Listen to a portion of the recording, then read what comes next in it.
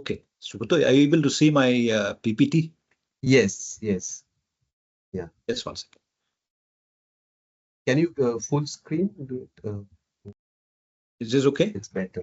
Yeah, it's better. Yeah. Okay. So, Subrata, please send me a message 5 minutes before because sometimes I tend to speak too much. We'll So do that that. I can kind of hurry up here a Okay. little bit. So, uh, when I received the call from Sundar about this particular gathering, and so I was very a little bit confused because this is not my area of work. Education is actually something which I've not done too much work. Although I belong to a group called the Tribal Intellectual Collective India, and we have been thinking as a collective about some of these issues which are being discussed today within this particular lecture series. So, in the concept note, Sundar had sent, there was one question that kind of interests me. That is, what have been the traditional forms of learning among tribes? And in the light of this, what I will do is I have kind of uh, framed my small talk today around thinking through the idea of indigenous tribal people's knowledge system. I have two slides. One is about the context. I'll just provide you a little bit of a brief about the context, although I think Dr. Prema and many of the other speakers have already done that. But just to give you a sense and locate you properly. And I will also discuss another slide, which is the framework. Now, uh, this context basically is a brief overview of the debates within tribal community concerning language and education. Now, I have framed it in such a manner as to kind of give you a sense about what are the kind of debates in tribal society about language and education collectively. And I have framed it around two concepts. One is called the languages that are recognized in the 8th schedule of the Indian Constitution and languages that are not recognized but are demanding recognition in the 8th schedule. Now, I just want to run through some concepts to give you a sense of what I'll be speaking about. Now, in the tribal communities in India, the Santals and the Bodos, who basically have got recognition in the 8th schedule, there are some very interesting insights that probably we should kind of discuss in this forum. One is in terms of the reality that they experience, there is what some of us call the interregnum crisis. And the interregnum crisis in the sense of the community is in a state of trying to balance between cultural needs and economic needs. And the new is yet to be born, the old is not dead yet. And there is a particular state in which they are not able to move. At the same time, they can't go back. At the same time, they can't go front, determined by the forces of cultural need and economic need.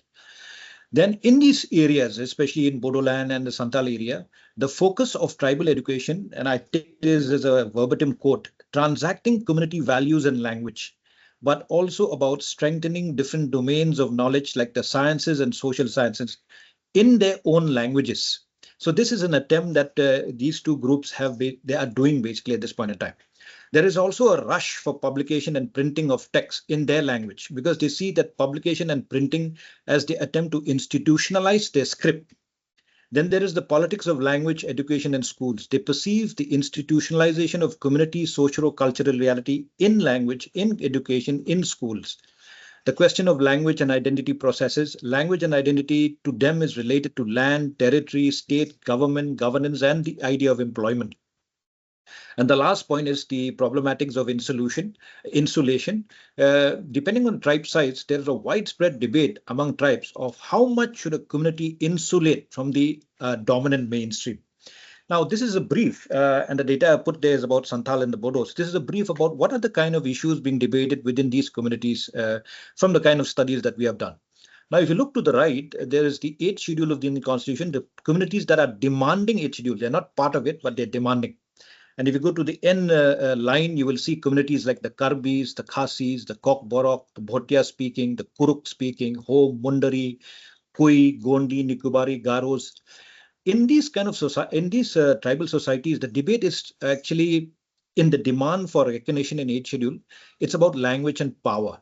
This demand to be recognized is a way to seek legitimacy for the identity through the recognition of language. There is a very vibrant language movement in these communities. There is also an issue about dialect and script. This is a big debate in our societies. The issue concerning whose dialect will be universalized in the community. Then the politics of script between Devanagari script and the Roman script. then they see education as a development process. They conceive as leading to identity consolidation and epistemological stability. So for them, education and development is seen in from this particular lens. And another important point is epistemological integration. Currently, in the state of struggle, most of these communities are in the state of struggle and negotiation for language recognition. These communities seeks not only psychological, emotional, or political integration, but what I called epistemological integration. So briefly, if you were to look at the tribal realities, which is about 400 communities in the country right now, and if you were to look only from this lens of those in the 8th schedule and those demanding 8th schedule, you will see these kind of realities and issues being debated. Now, I want to bring another way of looking at tribal societies at this point in time. But because of shortage of time, I'll not go too much into the details. The reason I've brought this way of contextualization, the large groups, the mid-sized group, and the small group, is that I want everybody kind of has sense about what are the experiences of small tribal groups. And when I refer to small tribal groups, I'm referring to a population size of less than 40,000, some of them 50, some of them a single village of nearly 1,000 people. So what are the realities of small tribal groups in the context of language and education? Now, often these communities are very invisible. They're out of gaze of the more dominant caste and tribal groups, but huge efforts, community efforts to keep their language alive by creating scripts, by producing script is taking place. And the Irulas is also what Dr. Prema was saying. The Irulas is also one community that is actually developing its own script, although it's a small community compared to many others. There is also something called an identity oscillation between the assertion of larger societies, and most of their struggle is how to survive in these tense so-called tension that exists between large societies, and for them to have to oscillate their identity depending on where they are, where their habitat is. Education is seen by these small tribal groups as a means in terms of economic mobility. While they prefer their mother tongue to be taught in schools, they are often forced to send their children to schools that uses the language of the dominant groups. In my discussion with them, English is very valued and seen as a means to good, stable employment. Generally, the question they raise about education is actually quietly about the education system is that they have this question of who owns the education system, who teaches in the education, and who recruits people. And the reason for that is in the few points that I make later. But the question I want to insert here is that they are very keen about primary education within the village. And they argue that this notion of the cluster schools that defeats the very purpose of education in a village context in their language. Now, in centralized educational system, they experience a non-tribal, and I quote this, society consciously or unconsciously transacting their value system, language, and worldview to their children. And needless to say that they see mainstreaming as the only way to empowerment. But this also will depend a little bit on the tribal size. So that is a little bit of a brief that I want to kind of locate when you listen to my next slide. This is how exactly I think you should think, at least in the context of language and education. Now, let me go to the next slide, and I need to just shift because I'm not able to see myself. So this next slide is in the light of the context I presented. It is a proposed framework which many of us in the tribal intellectual collective are discussing. And before I present, I want to acknowledge that, this is not my work. This is the work of the community as a whole. I've been traveling the country to a great extent, met many tribal communities. Each of them have contributed to thinking in this particular manner. And I've just framed it around indigenous tribal people's knowledge system. Now, in thinking about a knowledge system, many of us cannot but accept that there are changing conception of needs. There's changing technological advancement that is taking place. There is a culture of competition that has seeped in. There is a consciousness of layered, of stratification and intersecting identities within tribal communities and across tribal communities. There's a changing governing structure that is seeped in. There's disparate religious affiliation. There's fragmentation of meaning and new definition of self and society. So some of these and many more are what are defining both in the biological sense, the evolutionary process, and in the social sense, the social transformation process in tribal societies. Now, in the light of this kind of a context, I have kind of put two concepts. One is called survival centric epistemology. Another one is what I call property centric epistemology. Now, there's a reason for this. I did not want to fall into that simple and complex kind of a framework, a pre-modern versus modern kind of a framework. I just want to say that if you speak to tribal communities, they generally speak this kind of language, how to survive, how to own assets. So I have put it in a manner to kind of, in the light of epistemology, is survival centric epistemology and a property centric epistemology. But this has to be understood as a spectrum. Spectrum meaning that you will not find a single community in the extreme. There are some in the extreme, but you will find many of these communities moving up and down this spectrum from survival to property, property to survival, depending on the situations, the state that they're in, and so on and so forth. So we have to see this kind of a framework in understanding the fundamental epistemological premise from the perspective of spectrum. Now, in the light of this, many of us are now thinking about what exactly, in the light of this context that we have, what exactly is a tribal knowledge system? And many of us somewhat agree to the fact that it is a collective and an intergenerational system of knowledge. I shall problematize this a little bit later, but right now I'll just keep it where it is. Now, if you were to look at the collective and intergenerational system of knowledge, there are two things that probably many of us are thinking. One is generally, what is the frame of reference of this knowledge, and what is the knowledge and practice component when it comes to this knowledge system? Now, I will handle them a little bit more in detail. I'll touch the frame of reference first, and then I'll go to the knowledge and practice. Now, I look at frame of reference as referring to a foundational premise constituted by beliefs and living principles of the tribal community. Now, in this, there are four categories that I want to engage with. One is called the interconnected principle. Another one is called the diversity principle. Another one is called the practice principle. Another one is called the well-being principle. Now, about the interconnected principle, in the light of being a source and a foundation of a frame of reference of tribe, generally we identify this as the emanation of a worldview of tribal communities. Now, many of us who are, I come from a tribal community, and many of us who have worked in tribal societies will know that all forms of both living and non-living are to be respected, not for anything else, but for the fact that we are related, interconnected, and interdependent on each other. So if you have to think about tribal societies, and if you have to view at them and say, what is their worldview? How do they form their worldview? If you go till today, with the exception of some communities who have got greatly individualized by certain processes of modernity, you will find this interconnected principle still alive, still so much part and parcel of the way they look at the world. So this interconnection also is a reason for the sense of respect, the sense of kindness, the sense of compassion that we must have, not only for ourselves, but for the other living and non-living entities in this world. Now, I have tried to just throw some ideas in order to, and these are basically just concepts that will help us understand what constitutes the interconnectedness principle. And I have started from the good and the beautiful, this production of the worthiness, from worth and existence, existence and being, being becoming, becoming nature, nature land, land ancestor, and things is very important, and ancestor culture.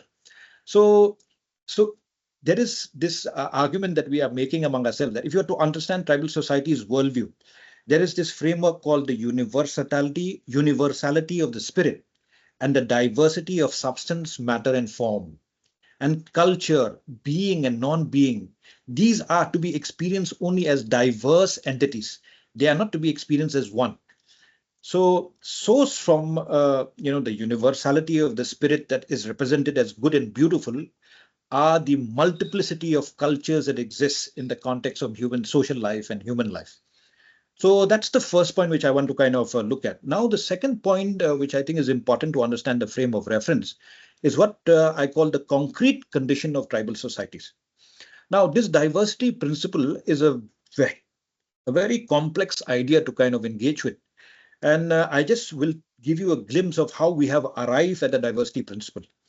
Now, many of us in tribal societies, we believe that the world fundamentally is diverse. We know who we are, we know what is our identity, and we know that there are many people not like us. They belong to different communities. And within this particular framework of the recognition of self and the recognition of others having their all existence as I have, arises what we understand called diversity and diversity principle. But more than this, one of the reasons that has kind of somewhat forced us to insert this particular point is this debate that takes place, especially in terms of in academia and the mainstream kind of knowledge processes, about two framework. One is generally Western European, structured around universal and the particular, and the way we look at ourselves as diverse or diversity and in coexistence. Many of us who come from tribal communities, and I'm sure many of you have experienced this, we are very restrained to accept the universal particular framework. That there is this universal world and all of us are particulars. And for tribes too, we are below all other particulars. There are particulars who have more rights and there are particular who have no rights and so on and so forth. So we are very restrained to this way of looking. We would prefer to look at the world from the lens of diversity and coexistence. So this is the kind of debate that has gone in. And if you go into the details about what this debate constitutes, it constitutes of one, which is a massive debate starting from the 1990s in all tribal communities, the concept of biodiversity. Now, I've taken this concept basically from mainstream education, but this has become so embodied now in tribal society of discussing species, ecosystems, landscape. And the reason for that is because of corporate interest that has come into tribal societies, that biodiversity now has become very fundamental to the way we also think about the diversity principle. But the point to be made here is not only that, it's that we look at the very fundamental of matter, form, and substance as the source in which biodiversity arises till it reaches ecosystems and landscapes. The second point here is the context diversity. Tribes have a very different understanding of land and place, space and time, people and other sentient beings, and also the notion of territory. I think this is a very important concept in tribal society. And finally, it's the idea of epistemic diversity.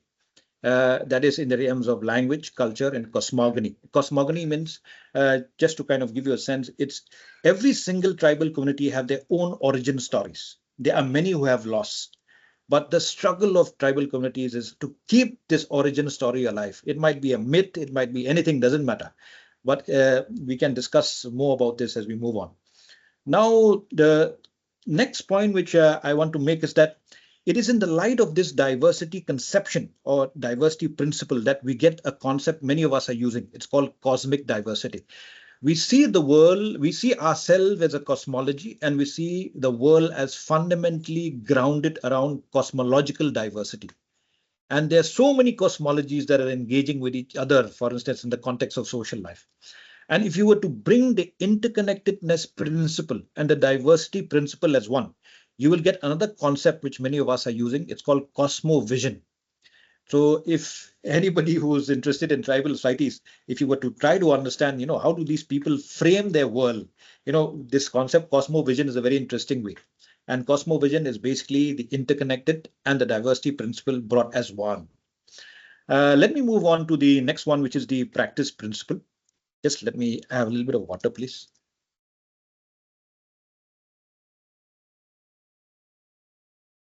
The practice principle, this is generally the underlying structure. If you're not part of the community, and I will not say this part of the community means I'm also not part of many tribal communities. I belong to a particular community, but I'm not part of other communities. So I'm not speaking in terms of tribe, non-tribe. I'm just speaking a community. And if you're outside the community, it doesn't matter what reality you come from. If you're not out of the community, you will never be able to understand these principles because they're underlying, they're hidden, they're like a mechanics, they're like a force that keeps things together. In that particular sense, this practice principle is embodied in the society. And I have just put here some 6 of these principles, which I think is very important, but I will not have time to go into the details. Last time, me and Sundar were in a conference in Alsar in Hyderabad. And I remember sharing some of these anecdotes from the field, and it was a very interesting discussion that emerged from there. But the underlying structure or the practice principles are generally the egalitarian principle, which is actually intrinsically linked with the equilibrium principle. And this is exactly how the structure is kept egalitarian. Like if you say, why is it that tribal society till today, in the light of so many processes happening in a state, quote unquote, modernity, industrialization has seeped in, individualization, even the Constitution of India is stresses on individuals. Why is it that they still have some forms of equality, some forms of an equilibrium among themselves? And you will realize that there are certain things that happens in that society in which these principles are maintained. Then there is the consensus principles. Many tribal societies arrive at decision by consensus. Many people say that these consensus are irrational, but the point that some of us are making is that tribal society is as rational as anybody else. But this rationality is always tempered by consensus, not in the Western European sense where rationality is superior to all forms of decision making. But in the tribal societies, you cannot be a rational. You might be intelligent, but unless you reach a consensus, that intelligence does not mean much in a particular society. There is also the dignity principle, and this is the foundation of tribal social life. Like I go across the country and ask them, why is our dignity attached to land? What happens when a tribal society loses land? The day you lose land, that day you have lost your identity. That day you have lost your dignity. And if you add to this the notion of language, the day you lose your land in your language, you are no more, in that sense, tribe as belonging to the community. You have been assimilated in the larger society. There is also the development principle. I just want to mention it's a very slow, processual, inclusive, sustainable. If you ask why tribal societies like this, why are tribal societies slow in the development process? There's so much investment, there's so much money poured in, but why is the development so slow? It's a very interesting debate we can have if you're interested in the question and answer session. But I just want to mention that this is also an underlying principle. And then finally, the freedom principle. Tribal societies at this point in time, or not only this point in time, it's a historical, and I would even call it a fact. There is cultural and historical dignity. They look at the history, they look at the culture, and they want that history and culture to be always dignified. There's always a search for epistemological stability, and there's always an articulation in the political domain of the notion of autonomy. So this underlying structure, which I cannot see, which you cannot see, you can feel, you can experience it. You can feel this so-called force applying on you, but you can never speak about it. The minute you speak about it, people, if you ask these questions to many of the tribes, we will not be able to explain to you. But we know that we are living this kind of a reality. These are the forces that binds us together. Now, I will touch the last one in the frame of reference, which is what I call social imagination. And I want to touch social imagination more than anything else because I believe that there are many other concepts which I thought I should use to explain well-being. But I want to put social imagination as in the sense of a challenge to Western European way of thinking. The Western European way of thinking is about thinking and language. But tribal societies is about celebration and imagination. We are quite different in the way we are made up to think about the world. We don't generally think, we imagine the world, and the thinking process and language is in celebration rather than in an act of a perfect statement that is made in order to prove something is right or wrong. So in the well-being principle, I want to kind of just put some 6 or 7 of these concepts. Well-being is generally understood and debated as, this state of psychological well-being in which you are at ease with yourself, economic well-being, education and health. But if you go to tribal societies, this is not how we conceive well-being. For us, we have a word, for us, we have a statement, either to refer to ourselves or to refer to others. And it is structured around different levels of our social life. At the individual well-being, we look at economic stability, good health, and an ethical lifestyle. At the family level, we look at dignity. At the clan level, we look at unity. At the community level, we look at peace and harmony. At the society level, we look at coexistence with the others. And at the ecological level, we look at, we have these fear principle.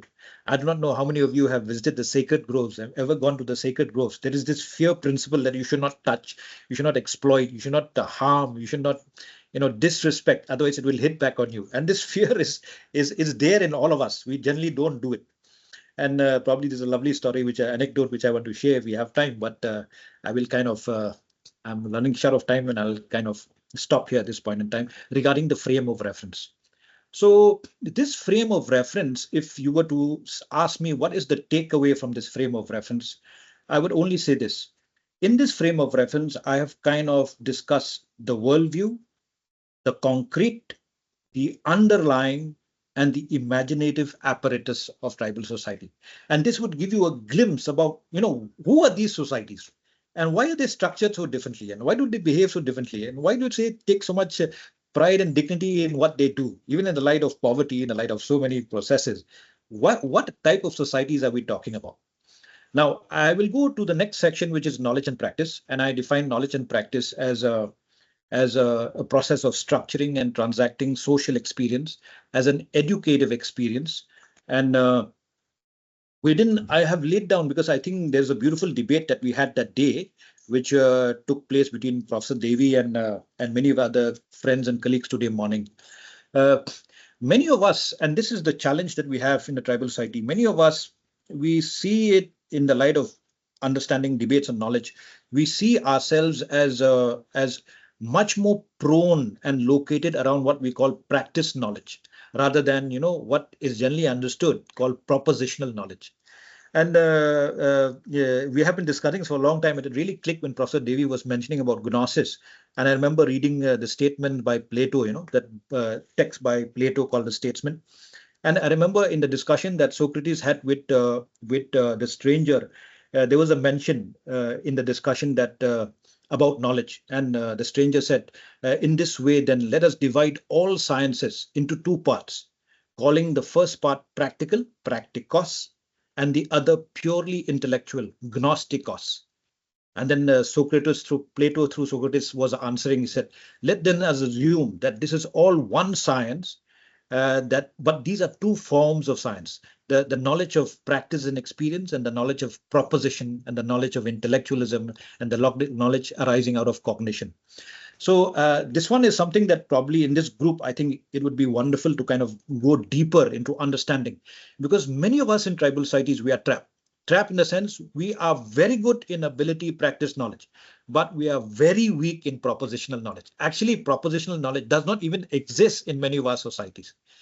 And propositional knowledge here meaning a declarative statement that makes truth claims about something in the world, like this famous "the cat is on the mat" kind of a argument that generally we make in propositional knowledge. We are very good in how do you plow the field, and how do you drive a cycle, and how do you cook food, and how do you grow vegetables. We are very good in that. How do you relate to each other? How do you talk to each other? But when you say what is propositional knowledge, we do not know. And generally, we are not even, sometimes the system doesn't allow us to enter that domain. This should be the case. We make a declarative statements about certain realities. So this is one area which we are very weak at, and partly trapped, if you ask me, which I can, again, we'll discuss a little bit as we move on. Now, the next point in knowledge and practice is that, as Dr. Devi said beautifully that day, most of our knowledge is embedded in language, embodied in signs and symbols, imbued with patterns and meaning, in manifest purpose. When you ask where does a tribal purpose come from, this is all manifest from the kind of meaning we, is generated from our signs and symbol. But it is also historically transmitted. There's a language movement. Every tribal society will have some kind of a language movement or the other, and this movement not to be spoken in terms of large social movement, but move in the sense of somebody in the community trying to raise a script, trying to assert a language, trying to assert their dialect, and so on and so forth. This is a perpetual process happening. And one point which I want to just, because I'm touching on language, I want to say that language is seen by us as a defender of land. And this is a complex idea which needs probably another discussion altogether, but I want to flag it and park it here at this point in time. Then the next part is transacted by narratives. What is it that is transacted by narratives? These frame of reference, the interconnected principle, diversity, practice, well-being, this is transacted by narratives, including customs and rituals and norms and values and the classificatory systems that we have within the society, institutions, and as I said, origin story. This is so critical. Many tribal societies are losing their origin stories, and then now they pick their origin story from another society. And this is the first step of many of us calling assimilation. But we are trying to kind of resurrect these origin stories. I'm just doing one kind of research at this point in time, that I'm trying to study the origin stories of the Khasis, the Santals, the Ho, Munda, Khadia, Saura, and the Nukubaris, because they belong to one language group. I was trying to understand, how do they conceive the reality, and very, very interesting data that is emanating. Then also intellectual and material goods. And then at what level is this transacting taking place? At the intrapersonal, interpersonal, and social. And how is it transacted? By oral history, personal experience stories, ancestor oral biographies, totemic and artifact translation, place-based interaction, ceremonies, festivals, celebration, and restoring, and what I call decolonial dialogues, which I think will take too much time. If I go into the details, I will leave it here. Uh, this knowledge that is transacted is embodied in our culture. Meanings and morals are implicit. Tradition, science, and technology is something that you will see. If you go tribal society, you will see this overtly taking place. One knowledge being passed from one generation to the other, and so on and so forth. But you will not see meaning, you will not see moral. Very difficult until you live, you become part of it. Very difficult to see this because you have to be part of the culture to understand. Merely learning language will also not give you insights about the meanings and morals. And this is the difficulty about the kind of societies we come from. The last point which I want to make is what I called experience in context. Many of these are experience in the context, and I define context as time, place, space, person in the here and now, dynamic and evolving, organic and structured, embodying an epistemology, and historically embedded. And the reason I brought this context here as an important issue is because I want to flag one point. It's called the politics of dialect. There's a big debate in tribal societies whose dialect should be accepted for the community as a whole. So this is a brief, and I hope I'm not taking much of your time. This is I just give you a glimpse about the kind of debates that are happening. And I must admit that this is not my knowledge. I acknowledge all the people from different tribal communities who have contributed to trying to help generate an indigenous knowledge system framework in order for us to proceed in the way we think and represent ourselves in the context of knowledge that is emerging at this point in time. Before I move to the last slide, I just want to kind of flag one point. There is a big debate in tribal society whether we are intergenerational or multi-generational. Intergenerational means does one generation passes knowledge to the other generation, or in the light of what is happening in terms of change and transformation, there is a crisscrossing of so-called multi-generational knowledge, moving the knowledge system and moving knowledges, for instance, beyond across generations rather than an intergenerational process. My final conclusion, I just want to kind of make a point, I want to say this in this gathering, and I'm many people here who are very, the fact that you have come here is that you are keen to understand Adivasi and tribal knowledge system, but I want to assert this point. There is a crisis of the inability to represent. Many of us in tribal societies, we go through this crisis. It is very difficult to represent ourselves other than through the knowledge that has been produced about us. And I simply cannot fully represent my world in our own language, in our own history, in our own narratives. It's very difficult to experience our history. And the show shot for this is colonialism. But we don't talk about colonialism as one single historical event. For us, we are experiencing what is called waves of colonialism. It's a very complex idea again, but require a lot of time to think through. But I just want to make this point and park it here. To understand what we are going through in terms of the production of knowledge systems in tribes, one of the reasons that I have done what I've done today, and Sundar has given me this opportunity, is that I have attempted to produce together as a collective. That's why I have put the logo there, you see, Tribal Intellectual Collective. As a collective, we are trying to produce a conceptual framework that challenges this theoretical and methodological imprisonment that arises out of this inability to represent ourselves at this point in time. There's a lot more to discuss, but I have run through because of a shortage of time. I do not know if I've touched 40 minutes or not, but I thought probably we should have more discussion rather than me going too much into the details. Otherwise, we will get lost. With these few words, I want to say Kublai, thank you so much for this opportunity, and I hope for a nice discussion if there's one. Thank you, Subroto.